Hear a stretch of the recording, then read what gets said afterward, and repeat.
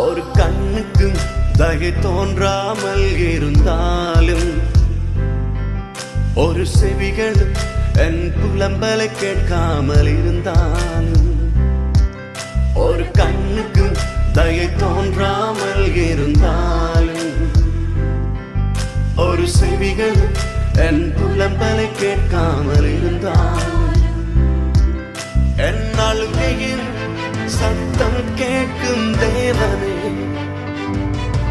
என் நிலைமைகள் நன்றாக தெரியும் இயேசுவே.